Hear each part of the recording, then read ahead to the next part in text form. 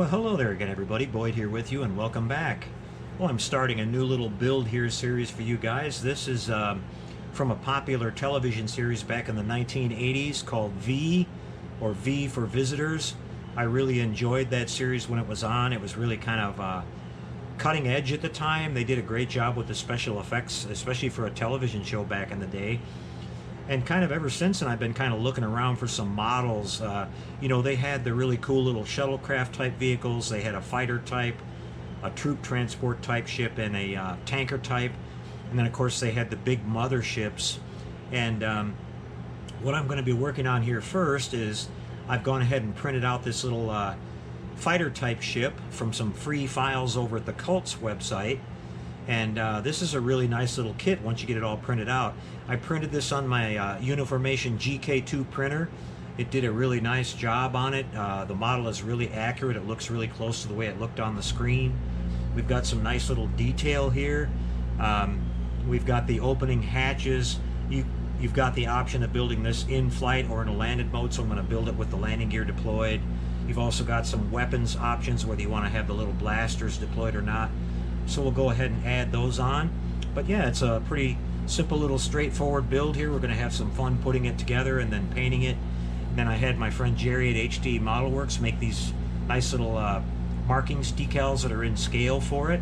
So it's all ready to go. I'll mention that I just printed this at regular 100%. The way the file comes, I didn't go up or down, so this is the way you'd see it printed at default size. I don't actually know what this scale is, but it'll be a really nice size when it's all done. We're going to do this ship, we're going to do the troop transport ship, and then maybe possibly the tanker. I've got the mothership printed here.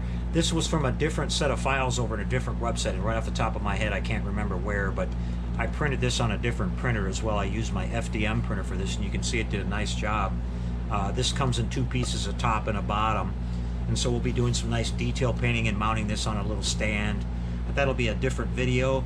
But let's get started on the shuttle kit today. So what we're going to be working on here first, you guys, I'm going to be using some regular, just plain old CA glue and some accelerator. And what we want to work on first here is getting the main body put together. We've got this kind of middle section here, and then we've got the tail that goes on the back, sort of like that. I'm going to make sure I get that right. Yeah, there's a top and a bottom. So it's going to be kind of like that size overall. Well, what we've got to do in between here is we've got these hatches that need to be put in. They're on little hinge pins here that are already done for you with the print. So I've been kind of working on those. I had to do a little bit of drilling here to get the holes the right size and do a little test fitting to make sure everything was going to fit. But we got the stairs on the bottom that goes in this little socket right here, and that can fold up. And then we've got the upper part of the hatch, and it's actually opposite of that. It's got a pin facing the other way, and it kind of swings in there like that. So what we've got to do, we've got to carefully put a bead of glue around the area right here. I'm going to kind of avoid the area where the hatch is. We're going to have to put a bead of glue around here and then kind of down towards the bottom like that. And we don't want to get in any of the area where that's going to, you know, where the movement of the hatch is. So I'm just going to really carefully put a little bead of CA glue on here, right to the outside edge. Like that. And I really don't want to get much closer than that. So what we're going to do now, you guys, is I'm going to kind of carefully set this over on top, and I'm going to have to kind of catch that little pin there, and we're going to have to kind of shift things around a little bit to make sure everything is lining up properly here. We want to get that kind of nailed down first. Get this to snap in the little hole. We got that right. Okay, we'll bring this up a little bit here. Get that kind of out of the way and make sure we're in the pins. Yeah, now we just want to kind of slide this. I want to make sure it doesn't grip on me right away. I want to slide this over just a tad. Get everything kind of lined up as best as we possibly can. Out of the pinhole in the bottom there. I got to make sure I get that back in. Okay. Just kind of fold him up in there like that. And then I want to make sure my seams and my gaps all around the edges here are good. We're going to have to do a little bit of putty work here, no big deal. Okay, but yeah, that all lined up pretty nicely. Alright. And then we can kind of test fit our tail section on here. Got a little bit of gap in between there as well, but we're not going to worry about that right now. We'll easily fill that in with some putty. Okay, so I'm going to go ahead and get the back half glued on now as well.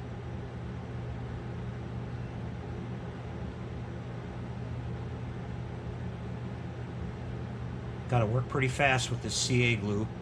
With resin, it tends to cure up on you pretty fast. So I'm just going to kind of line everything up here and make sure my wings are basically level. I'm trying not to get a big high spot there. I don't much care about the alignment of the gaps at this moment, or if one, you know, the surfaces here, one's sticking out a little bit more than the other. That's not really a worry because we're going to sand and putty this and get that all straightened out. I got a little CA glue on my fingers I want to get off of here. That's inevitable with CA glue if you work with it very much. Okay, so that all went together pretty good. You can see that. Now let's try our hatch. We can open that up and we can swing down our stairs there. So that all worked really nice. Yeah, we're going to have to do a little bit of sanding here and puttying. No big deal. Standard operating procedure on most models. But the hatches work and close really good. So that's nice. Yeah, we got some CA leaking out on the bottom there. I'm going to go ahead and hit this with some kicker before we start spreading that all over the place. But it's got some nice little panel lines etched into it and everything. So yeah, we can do a little bit of weathering and shading on this. Now, looking at going back and looking at the footage from the TV show, these were a gloss white with like really glossy blacked out windows. So we're going to be doing some painting on this to kind of replicate that. So that means we're going to have to get everything pretty nice and smooth here when we do our putty and sand work.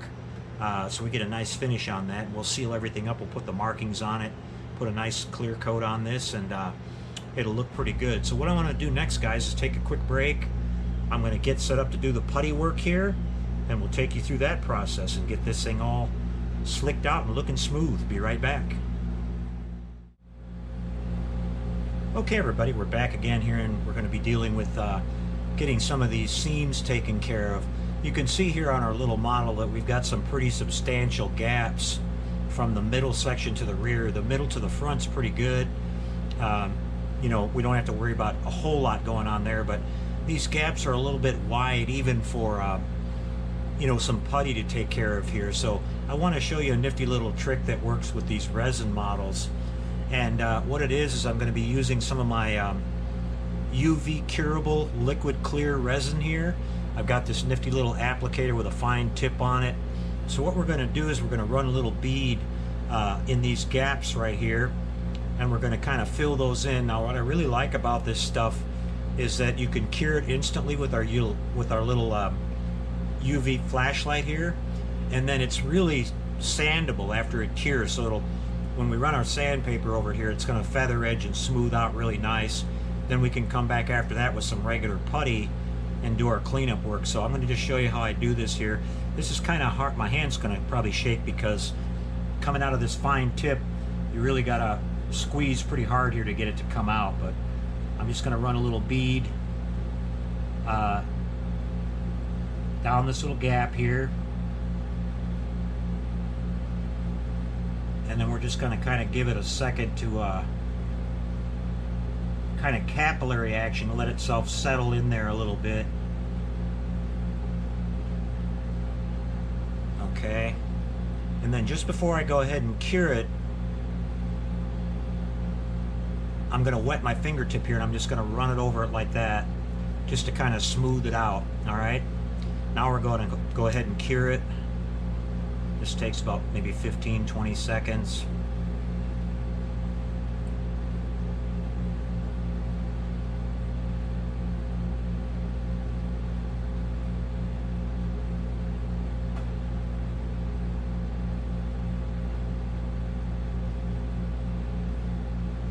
Okay, and we're done there. Let's come around here to the other side.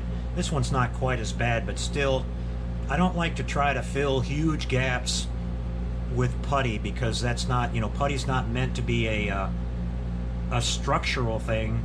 Now you can use like a harder compound like, automotive Bondo, or you guys have seen me use the Evercoat.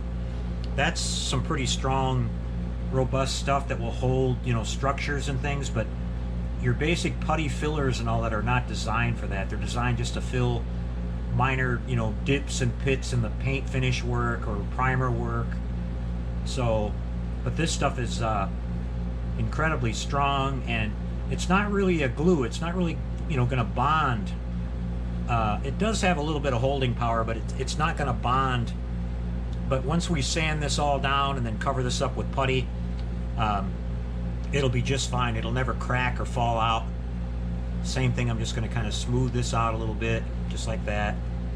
And we'll go ahead and hit this one. We're going to come along the bottom side and repeat this whole process here.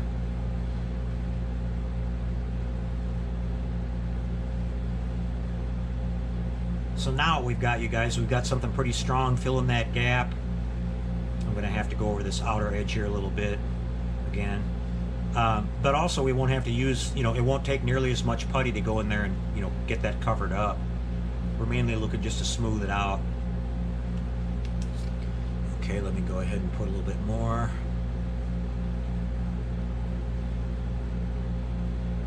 This time we'll give it more of a chance to kind of flow in there a little bit.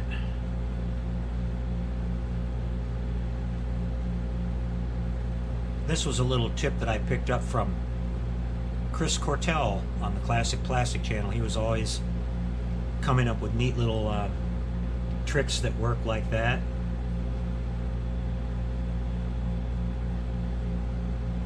Okay. Yeah, we got in there a lot better that time.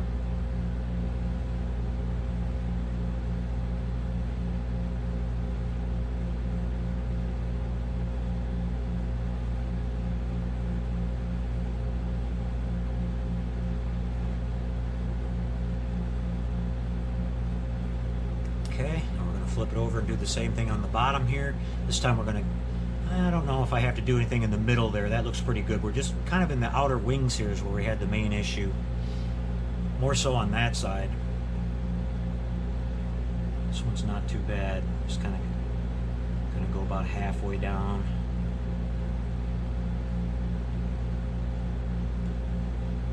This is typical, you guys. Now these parts were 3D printed, and you do normally get pretty good tolerances on the parts as they come out. The old way, the old garage kits that were many of us are used to working with over the years, they tend to be not as precise, and you got to do a lot of this kind of cleanup work and getting the edges squared and everything like that with sanding.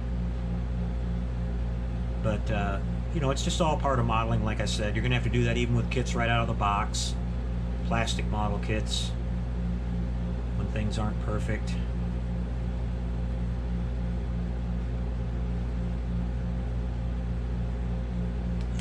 We're going to fill a little bit more around this little very outer edge right here. Again, my hand is really shaking because I'm having to put a lot of pressure on that to get that to come out. Okay, let's go ahead and hit that. It's going to be really hard for you guys to actually see it filling in here because it's a clear material, but again, what I really like about it is it's very sandable. It'll feather edge and blend right into the surface really nice with a little bit of sandpaper. Okay, come around and do this side now.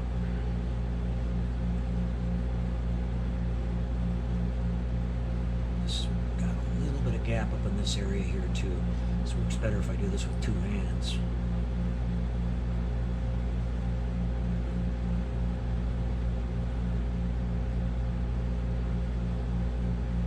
Glad you don't have to squeeze regular model glue this hard, or my hands would be constantly cramped up, I think. It's taking a lot of pressure to do this.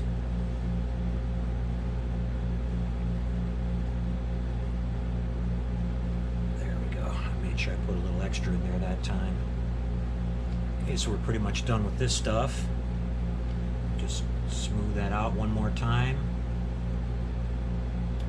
Yeah, we still need more in that outer edge. That's where the widest gap is.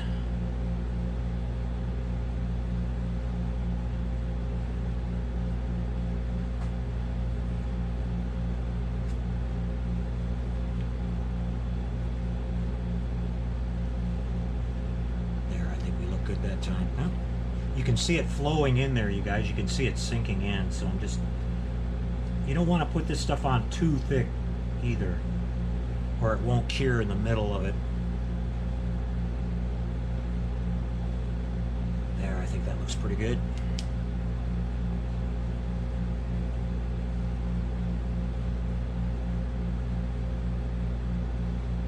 Yeah, and then within, a minute after you cure this, you can already start sanding, and I'm going to show you that right now.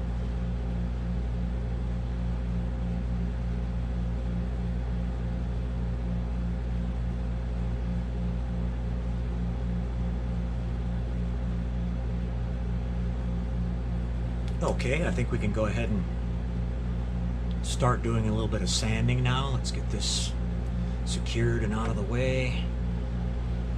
And another little tip that I want to point out, especially to newer modelers, when it comes to sanding your models and putty and everything like that, there's no harm in starting out with an aggressive sandpaper, you guys. Now, I typically use 180 grit.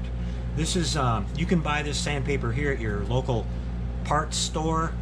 This is what's called DA paper. It's a circular type that's made, it's got a sticky back on it. It's made to stick onto an actual power sander. But I like this stuff. I buy it like that because it's inexpensive, and you can fold it together and it'll stick like that, and you get a nice firm kind of base here that you can kind of really hold on to and control.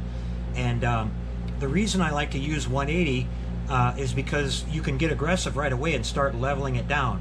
If you use 600 grit, or if you're afraid of sanding, is the way I want to put it, you'll take forever to get everything sanded, and usually you won't do a very good job either. You're going to wind up leaving high spots and things like that, and you're not really removing any material. You're just sanding away and not doing anything, just causing a lot of heat and a lot of friction, and that's about it. It's things I learned from years of doing automotive body work.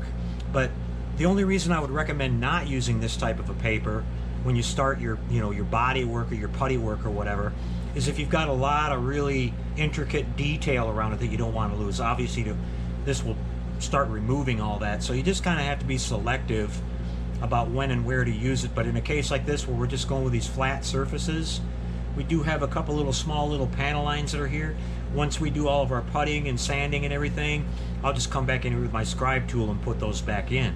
So no big deal. We're not losing any actual shapes or raised details or anything like that. So we can go to work right away here with our 180 grit.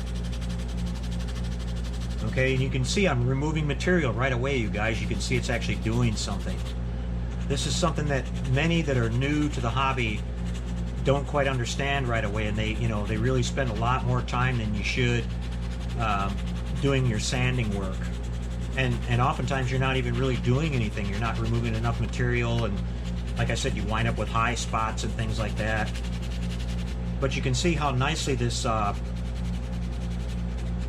blow the dust off here in a second, and this stuff sands down pretty quick, this resin, this liquid resin, and it feather edges and blends in really, really nice. Now, of course, before we go to primer, I'll go over this again with like some 600 grit just to remove the fine scratches that are in the surface. And then we'll have, I typically will use a high build primer, and that'll make the rest of the scratches go away. We're going to kind of come along our edge here now and get that kind of blended in. But we're going to go over this one more time with some of our perfect plastic putty here, just to kind of blend it all together and remove any small little imperfections that we have left.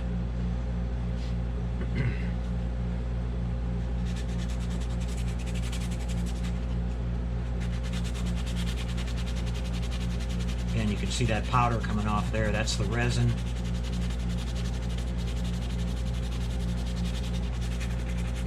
This is smoothing out really fast and really easy.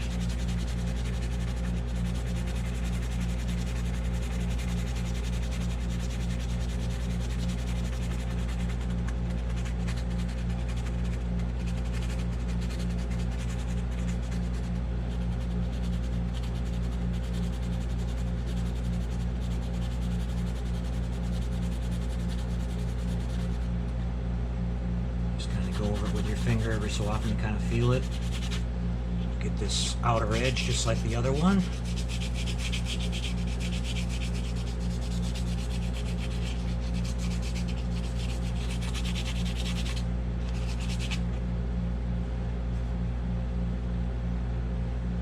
Feels pretty good, you guys. Feels pretty close.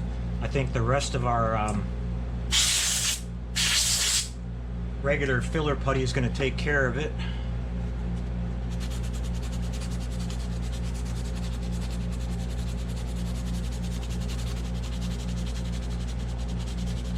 Again, as I talked about in the beginning here, I want to do a pretty nice job getting the external surface of this thing pretty well cleaned up, because we're going to be putting a high gloss finish on this, and that will show imperfections a lot more than a flat type finish will. I did my Galileo shuttlecraft like that, and I really liked how it turned out. We did kind of like an automotive type finish on that, just to kind of show off the you know, the smooth surface that we achieved on that model. That was a tough kit to work on, the old Randy Cooper kit. Being it was a garage molded kit, you know, it had a lot of imperfections and things. I'm really glad that round 2 came out with the regular production kit of that. And I have a couple of those, and you guys will see a buildup of that here on the channel at some point in the not too distant future. I've just recently purchased the interior kit for that, so looking forward to that one. Okay, we're just about finished here, you guys.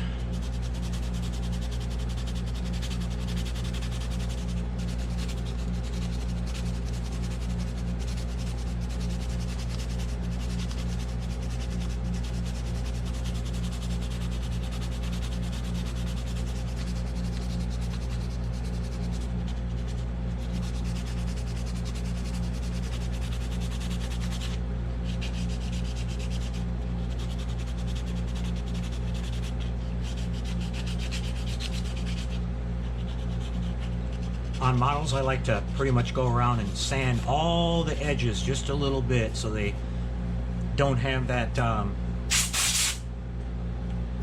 that toy-like look where everything is too sharp and everything. In a real object, everything is, you know, slightly rounded off a little bit. Okay, yeah, that came out great, you guys. I've got a couple tiny little low spots I can see, but our regular spot putty is going to take care of that. Now what I want to do now, certainly in this area right here, I want to keep my putty away from our little opening hatch area here. We're going to have little gaps there. That's just the nature of the beast with this being able to open like that, but I don't want to, you know, let putty get in there. So we're just going to kind of cover that little spot up.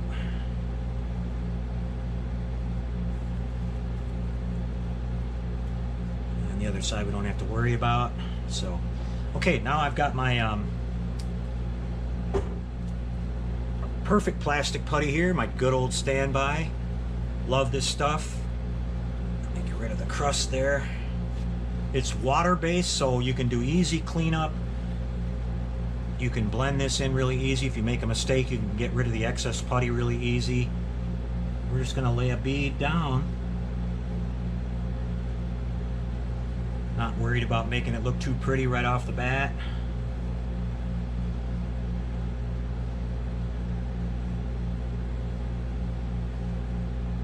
This might take 1 or 2 times of doing this, because you'll sand it down and some low spots will come back, or you know, things like that. But you just work at it a little bit and you'll get it perfect.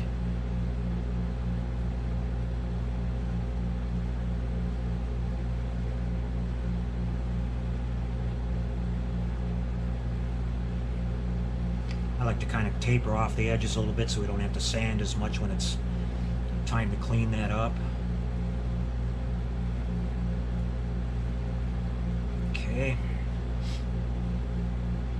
Now here on the bottom, we're going to go pretty much all the way across.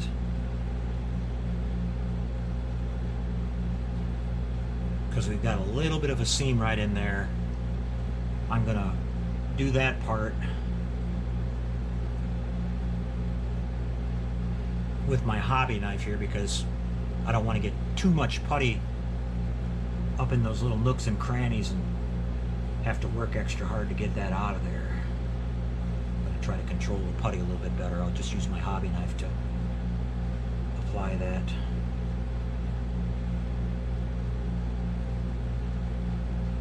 Kind of taper the edges a little bit, like I said. Okay, and then let's grab our hobby knife real quick.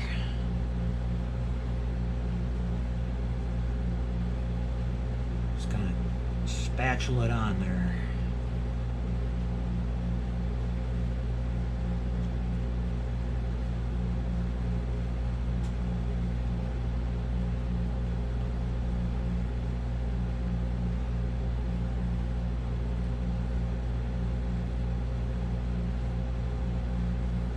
The less putty you use, the less sanding you're going to have to do when you go to clean it all up.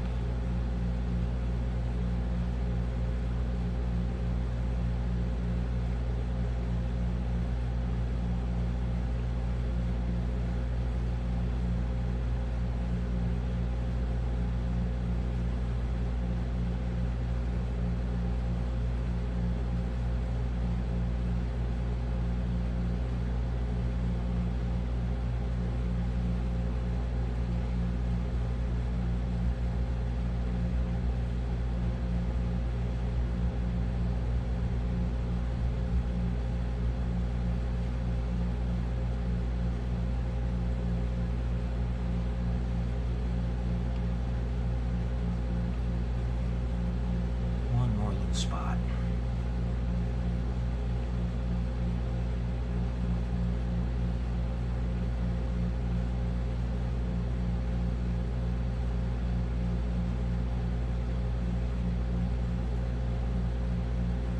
Just flatten out the edges a little bit, back away from it. Less sanding time later, you guys. All right, so there we have it, everybody. The basics of getting this seam cleaned up. I'm gonna have to let this dry here for a little bit and we'll come back and do some sanding, and then by the video hopefully we'll have this thing all in primer and ready for paint. Be right back. Okay everybody, I'm back with you one more time, and we've got our little fighter shuttlecraft all cleaned up, got our seams all taken care of, and it turned out really nice. I just went ahead and primed it with some Duplicolor 2-in-1. This is a kind of my go-to primer here. It's sort of a high build primer. Works really good and dries really fast, in case you guys want to know what I use. But it came out really good. You can see we're all cleaned up here. We use that liquid resin to fill in all of our gaps and all that. And then we just went with our perfect plastic putty over that and sanded it smooth, and came out really good. Here's the bottom. It looks really sharp and it's ready for paint now, you guys. These little hatches work really good. They open up. You can drop the stairs down there. It's got some landing gear that go on the bottom. We got one on the front and one on each side. And some other small little detail parts that are going to go on it. We've got some detail here at the front of the wings. We got the blaster cannon that goes on the back. So we'll get that all added onto it after we paint it. The next video I'm going to show you guys on this, let me get these hatches closed back up, is we're going to go ahead and paint our window areas black here first. We're going to get the front painted and the whole back area here. Then I'm going to show you how I'm going to make some masks for that. And then that black area will be covered up, and then we'll paint the rest of this in some nice white, and then we'll be able to put our decals down, and then put a clear coat over the whole thing. We'll pull the masks and clear everything all at once, because the whole thing is supposed to look kind of glossy. So that should work out pretty good, you guys. Okay, well, we're going to call this one a wrap. Thanks for tuning in and checking it out. I hope you're finding it interesting. Before we go here, I want to give a couple of channel shout outs. These are a couple of channels that I'm subscribed to on YouTube. The first one I want to show you guys here is Moonwalker Models. I've been following Kenny over there for a long time, and if you haven't found his channel yet or heard about it, I suggest you check it out. Kenny's always doing some great work. He does a little bit of 3D printing himself over there, but he's always building lots of models. You can see right now he's working on, he's got a 1/350 scale Titanic he's working on, and he does quite a bit of Star Trek stuff, and he's kind of like me, where he likes to build just about everything. He'll do some cars, he'll do some, planes and all kinds of different stuff. So check out Kenny's channel there. And then also we've got the ensign's chair. Will over there builds a lot of Star Trek stuff. He's really into Star Trek like I am.